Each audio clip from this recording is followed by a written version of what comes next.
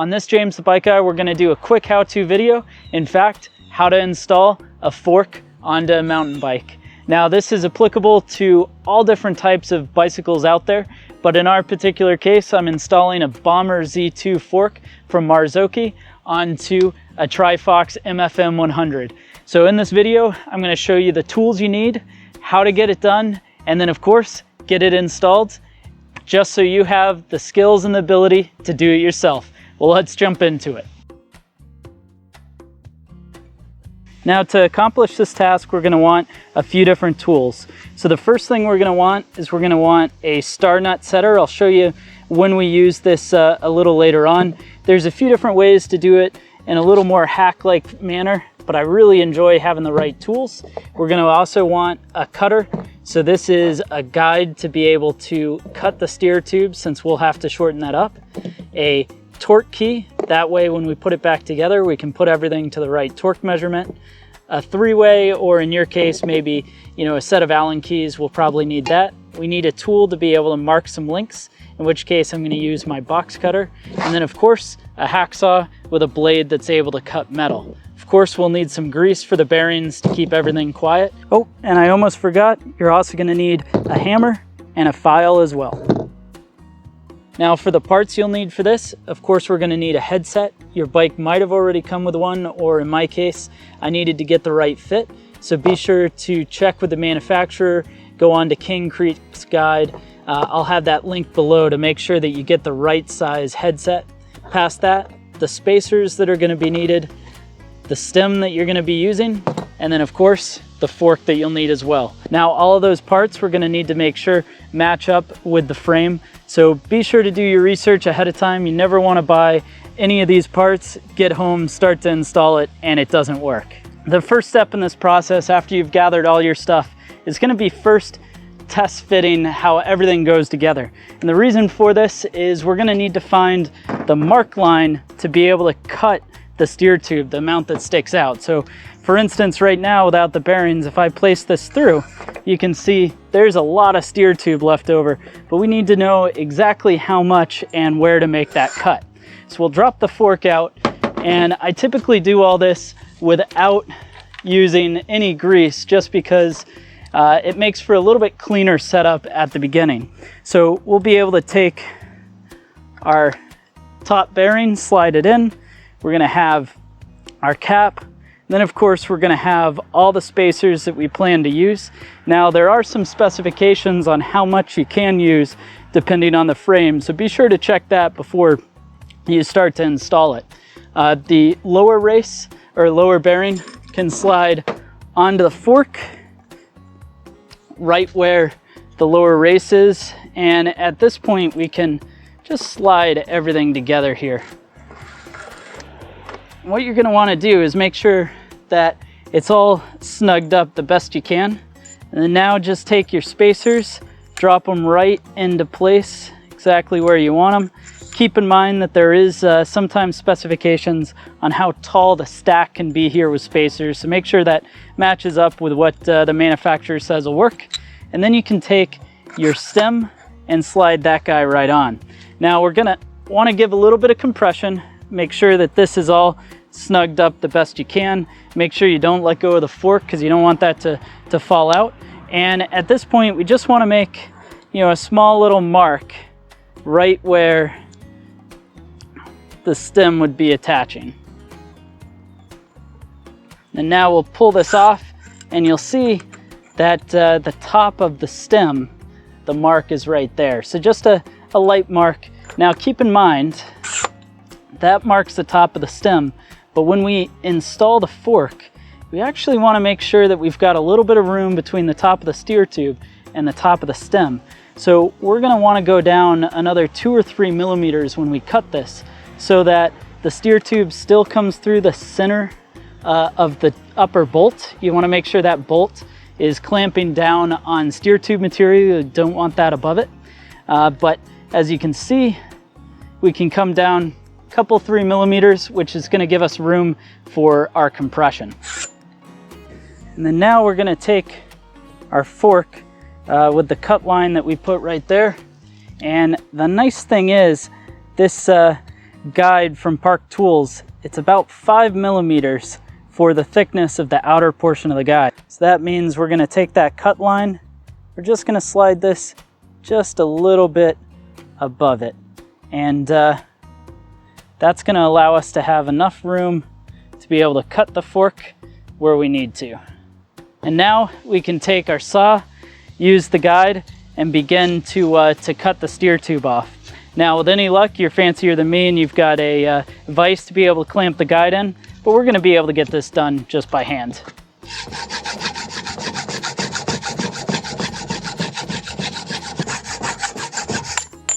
And so if we take a look at the steer tube, you're gonna see that cut line that was there. And just like expected, we're just a couple millimeters cut below that cut line. If we cut that well, it will have come out pretty flat, which will put the straight edge on here. And you can see that luckily that came out real well. You are gonna have a little bit to file off.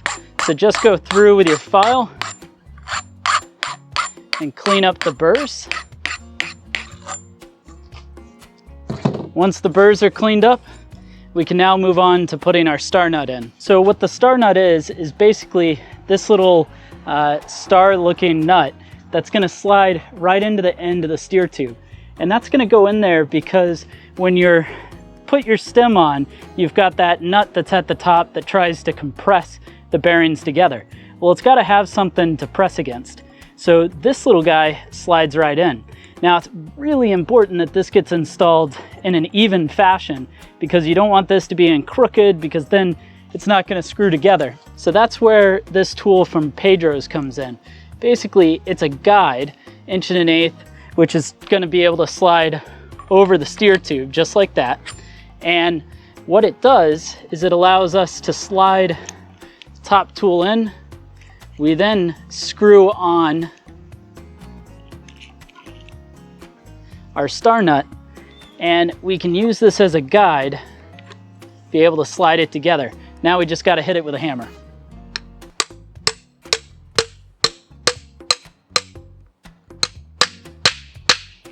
Just like that, we hear the sound of it bottoming out. And now lefty-loosey, we'll unscrew this. You'll see that that star nut is pretty much perfectly slid right in. Now I'm gonna do one last dry fit of everything up because if I need to cut it or do something else, it's time to do it now. But with any luck, we'll cross our fingers that we got it done right the first time because it's really hard to cut extra back on. You can only cut it down. So we've got our lower bearing on, slide that in. Upper bearing goes into place.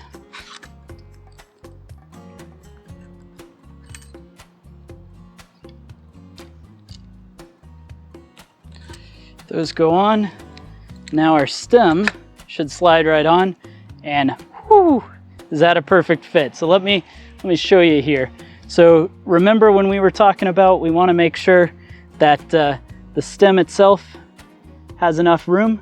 So you can see the steer tube is still coming above that upper bolt, which is what we want.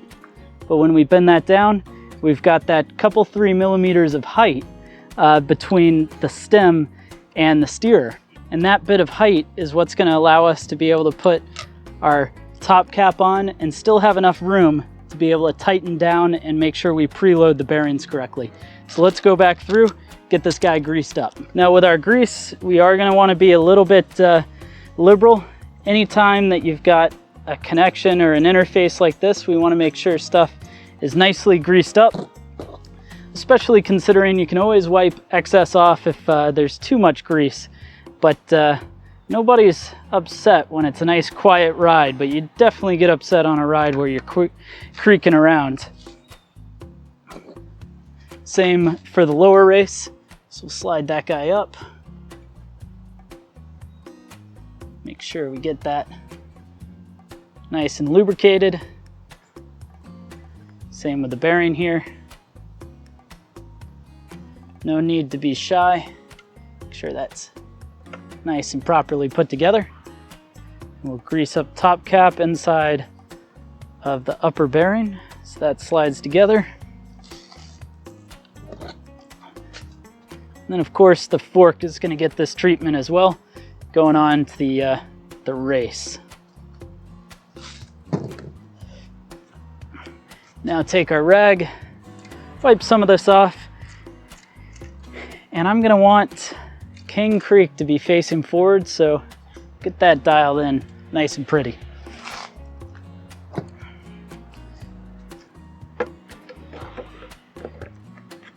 Take our fork, slide it together just like that.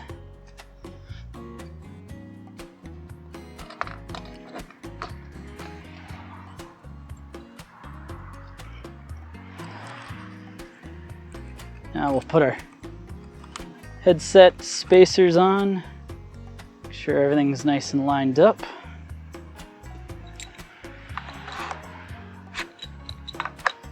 Stem will go on. And then use the top cap that came with your headset, or a stylish one if you've got one of those too. And get that lightly snugged. Now we've got to think about the compression of the headset. And what that means is basically we want to be able to have enough pressure on those two bearings that the races line up properly so that it rotates smoothly. But we don't want play, because if you have play, that can damage the frame. It gives a weird feeling on the inside. And you don't want it overly tight, because that could, you know, really snug up the steering and do damage to the bearings. So for instance, if I really honk down on this, it is like, you see, I can hardly get it to move, and that's because it's too tight. Now on the flip side, if I'm too loose, what'll happen is there's now play in the headset, and you'll hear that rattling around, and it can really damage the frame. You know, a metal frame, the front end can get ovalized, and then it's no good. So what we want to do is we want to get snug, but we want to make sure that it still has full sweep with reasonably light effort, and that feels great. So the last thing is going to use your front wheel, get everything lined up properly. I don't have a wheel on here yet, but it's as simple as getting it lined up. And then now use manufacturer torque spec to be able to tighten up the stem. And it's really just that easy.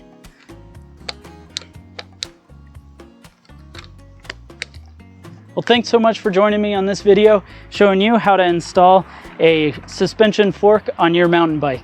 As you can see, with the proper tools, it's quite easy, not too bad, and really something you can get done in a nice project to go over. Well, be sure to let me know your thoughts down in the comment section below. Was there a step or something I missed? Do you have any questions on how to get this done? I'd be happy to answer them down below. While you're at it, be sure to leave that thumbs up. It lets YouTube and me know that you enjoyed the video. And finally, make sure you hit that subscribe button so you can see more videos on building up this Trifox MFM 100, DIY videos, and of course, bike and product reviews too. Thanks so much, and have fun riding.